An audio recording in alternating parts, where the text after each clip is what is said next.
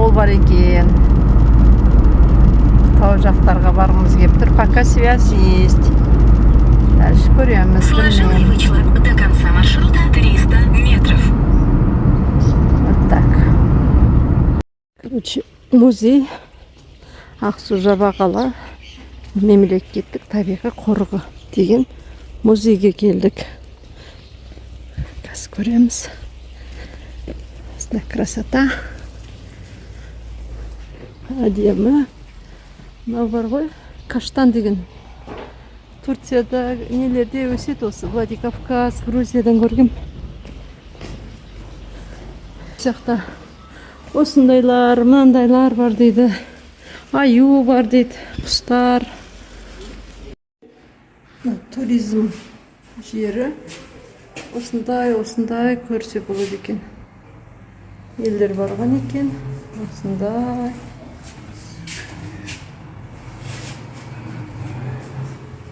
Мен серуендеп.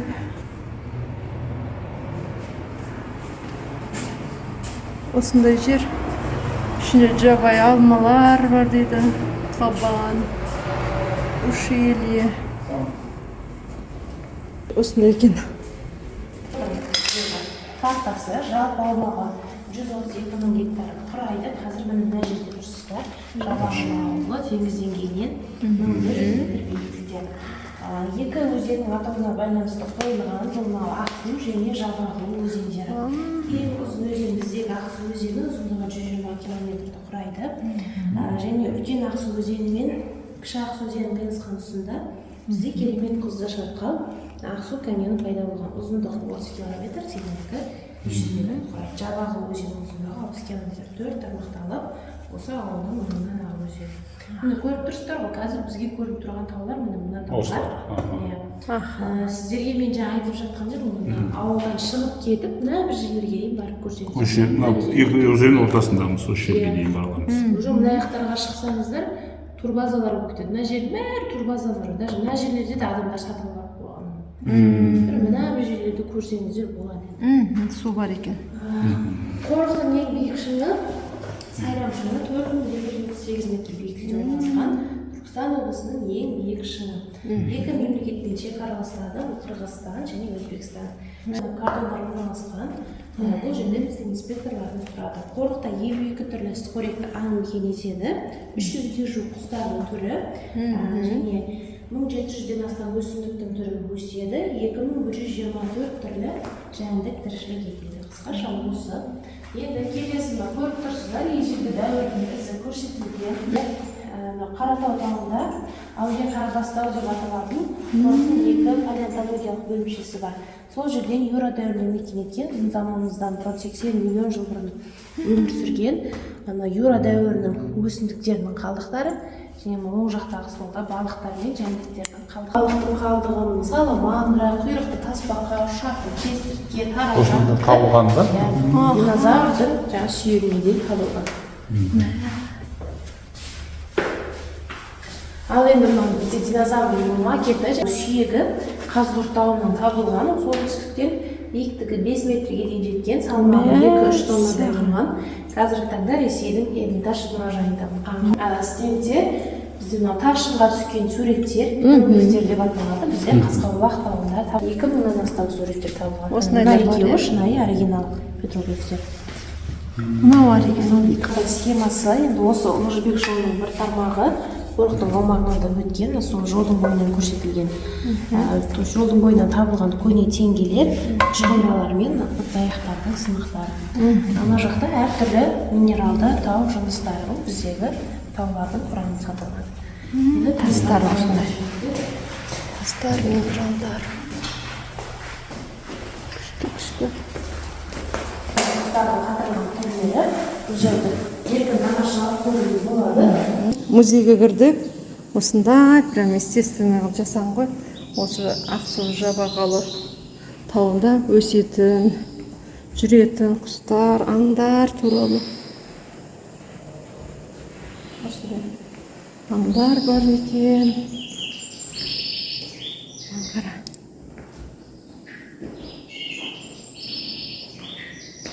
Керемет.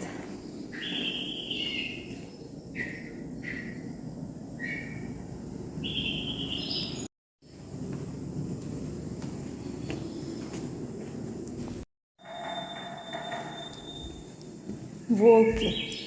Вот. Волктар. А это шакал.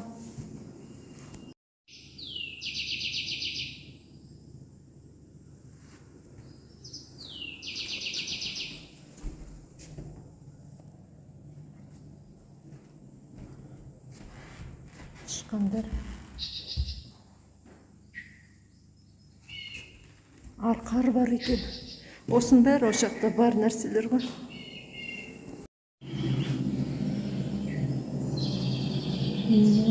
Мынау да бар екен ғой.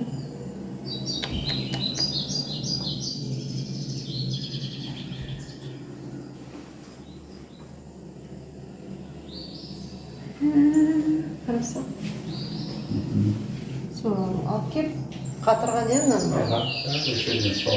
Прям. Как живой, да?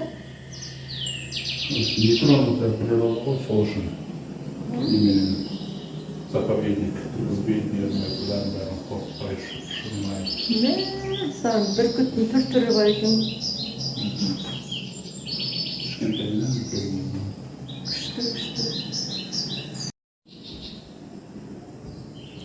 Не лиса ма? Неше түрлі. Ух ты, там змея. Аю бар екен. Аңғар ар жақта кабан. Құстар. Мәссаған, мынандай құс бар екен. Ойбай. Сокольдар ғой, соколь. Алмалар, недер, аю бар. Осы жерде не көрініп тұр? Бәрі сол жақта бар нәрселер екен. Күшті деген музей.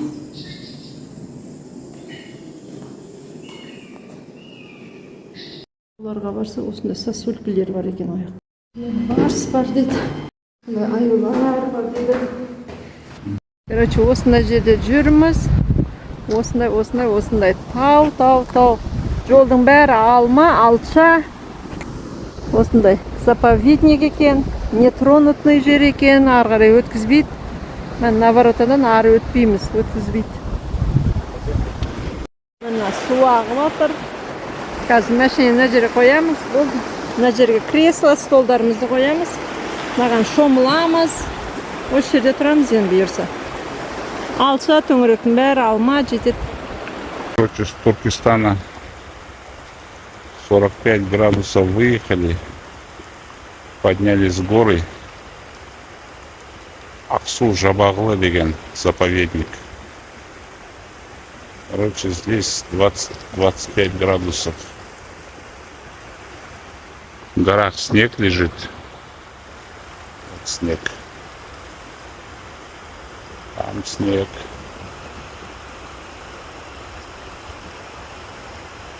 Там снег.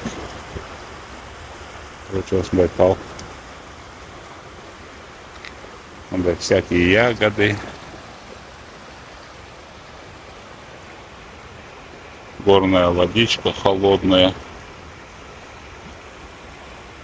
И вот так можно встать.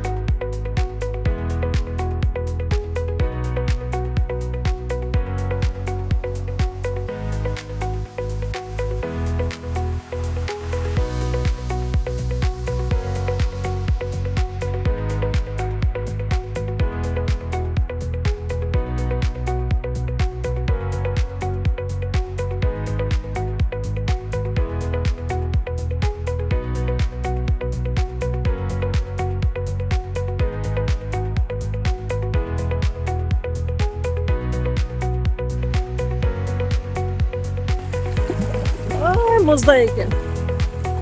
Осындай настоящий сулар ғой.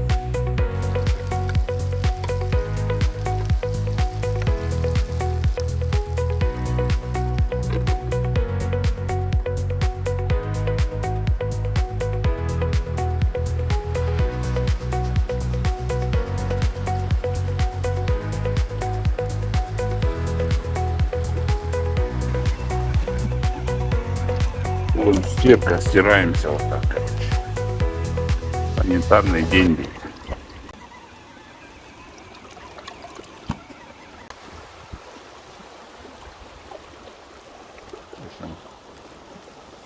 Вот, обсерваторымыз. Вот так вот. Sürmekinde тұрмыз.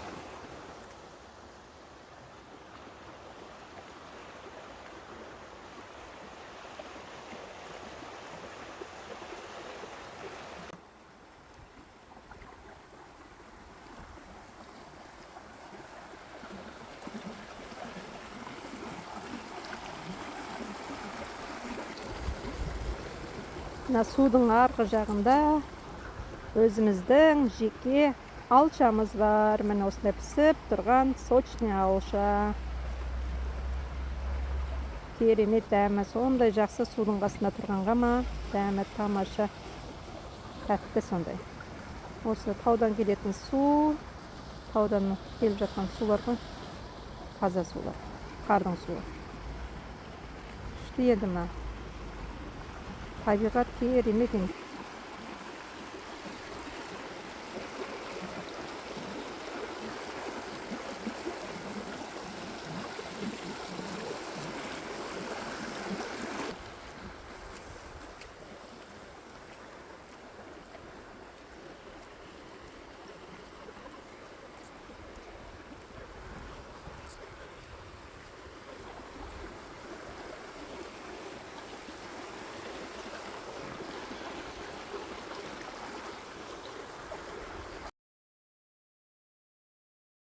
Бүгін целыми днями кіржідім. Бәрін жуып, кептіріп алдым. Тамақ істедім. Оңбай шаршап қалдым. Күшті. Зато ана бұлаққа. Как первый бытный болып бұлаққа шайқадым ғой.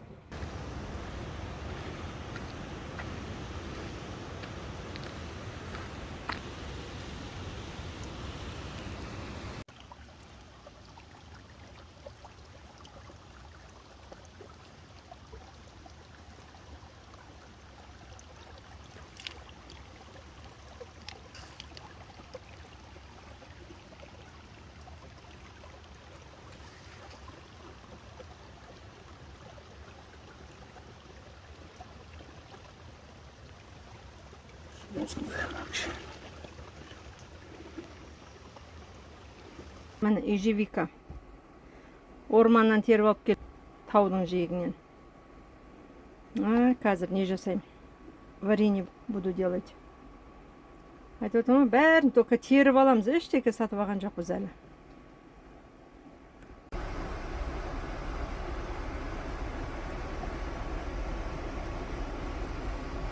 Осындай шикарный деген варенье шықты ежевикамнан. Тағы да теру керек, банк ештеңе жоқ. Шай ішкенге. Осындай бұлақтың қасында керемет шай іштік. Керемет деген шай болды. Тутовник. Көрдіңдер ме? Тутовник қып-қызыл болады. Юк қатты ұнады маған. Сулары таза, дәмді. Мынандай ягода, фруктылар өте көп екен жолдың бәрі. Бір-екі күн жатамыз. Тауды қарап, суына шомылып дегенде. Таудың суына шомылып.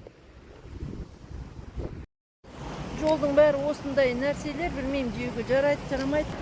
Жабай осындай алшалар көп жолда. Оны жесе болады.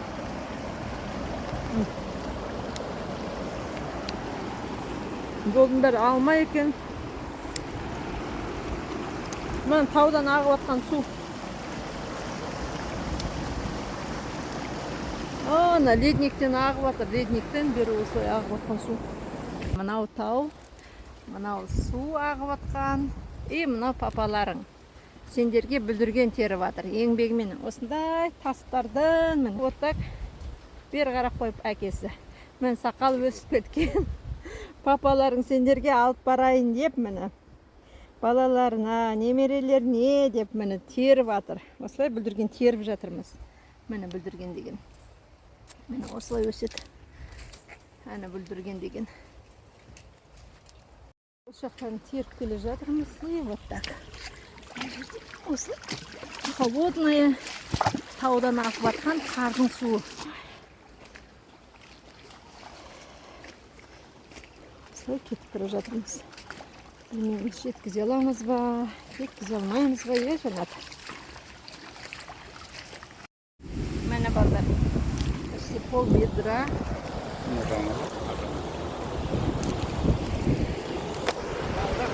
Жазақ осындай. Мына жер осы жері болды. Мен осылай тердік. Мына жерде көп болды прямо. Бәрін теріп алдық. Но вода ледяная. Ой, невозможно. Ледяная вода. Жанат, давай мынаны теріп алайық.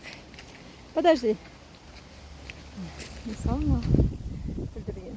Теріп аламыз осыны.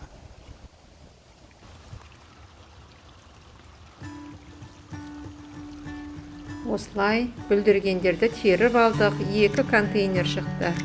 Оны морозилкаға салып қойдық. Алшалар тердік. Тәтті алшалар екен. Одан да теріп алдық. Бір бақыр. Осылай суретке түсіп алдық та біз жолға шықтық. Астана жаққа қарай. Рахмет Ақсу Жабағалы, рахмет Шымкент, рахмет Түркістан деп жолға шықтық біз. Таразға жақын қалдық. Бір жерден тамақ шектеп тоқтадық. Балық форель дейді. Сол жерге келдік. Тамақтанайық деп, обедтенейік деп. Тараздың сыртында, объездной жақта бір шетінде екен. Осындай әдемі жер. Қазір көреміз.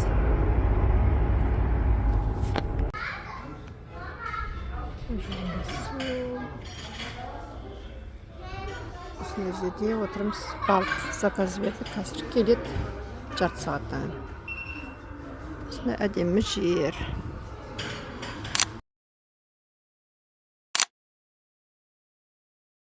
Тамақ ішіп шықтық. 2 түрлі балық алып, дәмді екен. Осындай жер екен. Былай қарай, егер демалсаң дейді, 3000 теңге адам басына. Біз болсақ кетіп баратырмыз ғой, по пути кіріп, тамақ ішіп қана шықтық. Осындай әдемі екен. Демалатын жерлер де бар екен, егерде ұзаққа қалатын болса. Осындай әдемі жер екен. Енді Балқаш-жаққа шығамыз, но жетпейміз. 1-2 жерден қонамыз бір жерге барып. Содан ары кететін шығармыз. Осының ішінде форель бар дейді. Бәрі балықтар. Деді балықтар прямо. Көріне ма, сендерге көрінбей ма, білмеймін.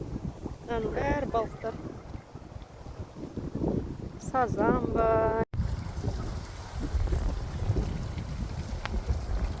Осылай төңірегін керемет абаттап тастаған. Енді керемет ландшафт, енді керемет әдемі жүре бергім келеді. Бірақ бізге жолға шығуымыз керек. Фэмили парк деген. Форелевое хозяйство. Здесь пообедали.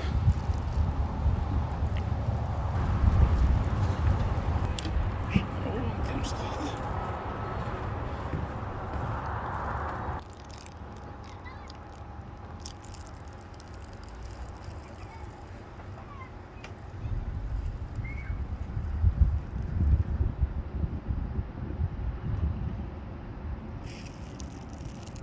Әне біздің домик. Енді жолға шығамыз. Осындай жер екен. Ар жағы бассейн екен. Сондай жер екен. Өткенде біз осы тауда болдық.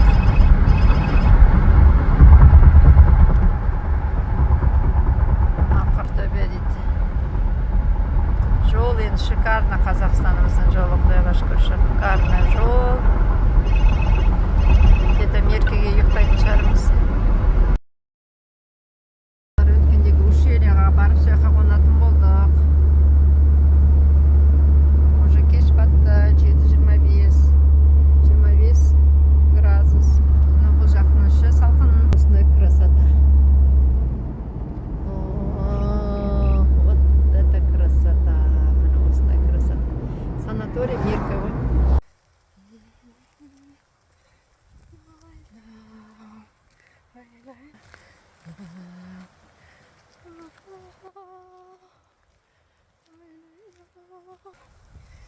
Беркі ушейледіміз. Таудың ұшы.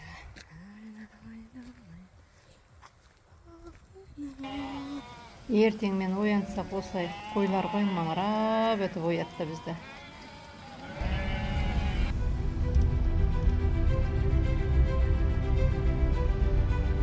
Біз осылай тауда жақсы демалып алдық, ұйықтап. Кешінде ары-бері серуендеп жүрдік.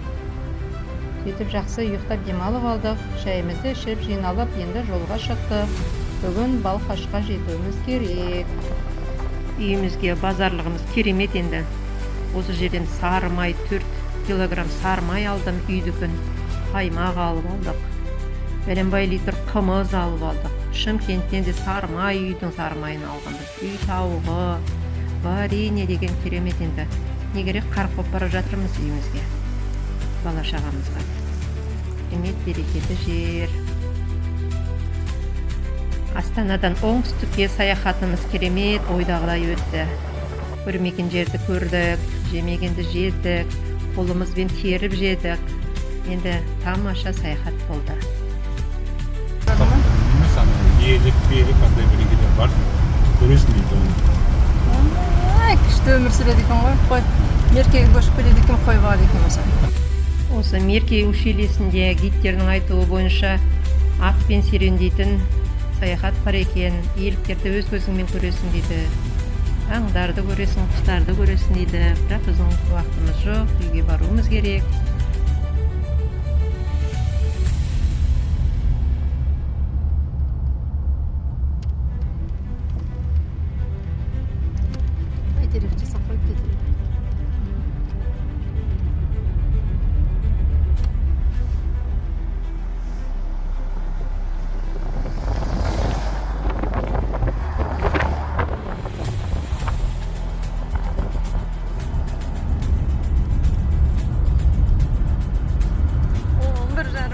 Центра Меркен.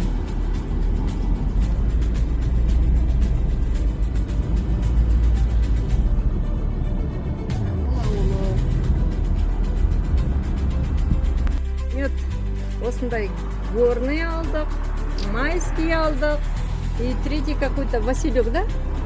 3 литра. Вот такой. Осындай алдық. 3 банка мед алдық. Спасибо, до свидания.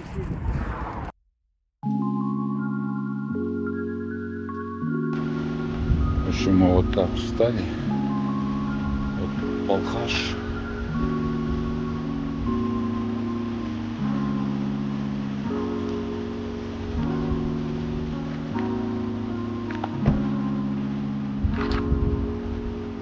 Город Приозерск.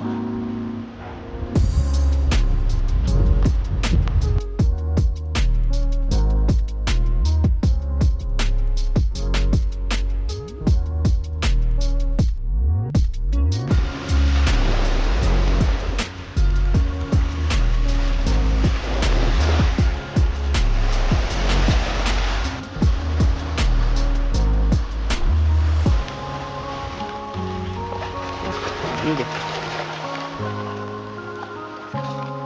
Здесь камни, рыбачат.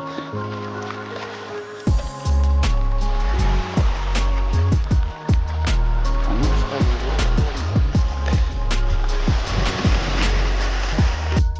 Бен ұйықтадық, бүгін жерге түнеп шықтық. Қазір Раңғылық жаққа кетеміз бұйырса. Да, Жанат?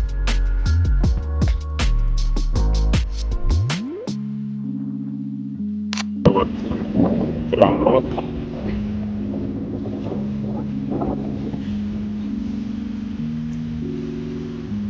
Вот такой пляж.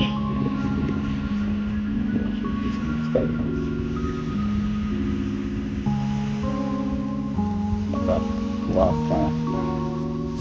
И холодная, и теплая, прям хорошая.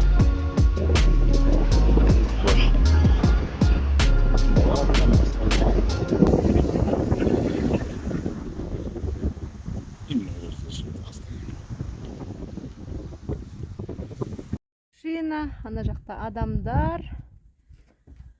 Мына біздің үйіміз. И вот море. Мына жақта адамдар. Короче, адамдар өте көп. Бейбіт жер таптық. Осы жерде 2-3 күн боламыз.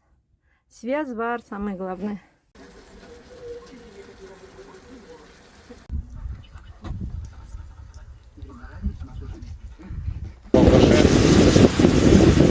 Немножко ветрено, волны в воде.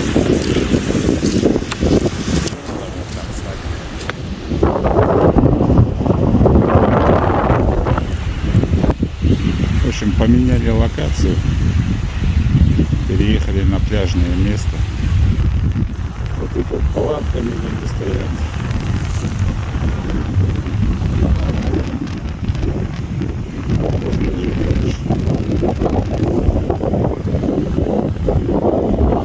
Поселок Шпартибет.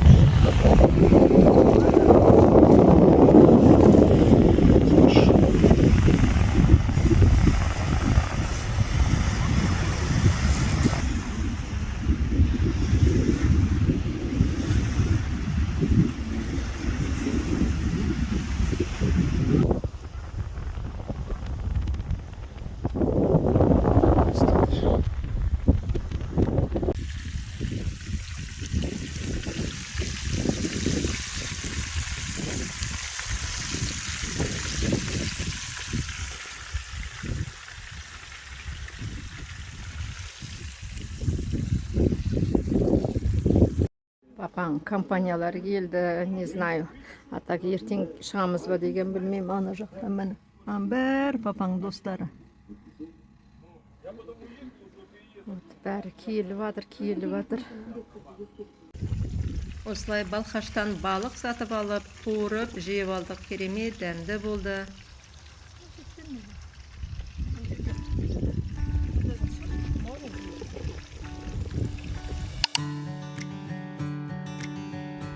Осылай Балқаш көлінде 3 күн жақсылап шомылып, демалдық. Енді 4-ші күні жолға шығайық деп дайындалып жатырмыз. Бұл біздің караванерлер астаналық, олармен де кездестік. Өте тамаша болды.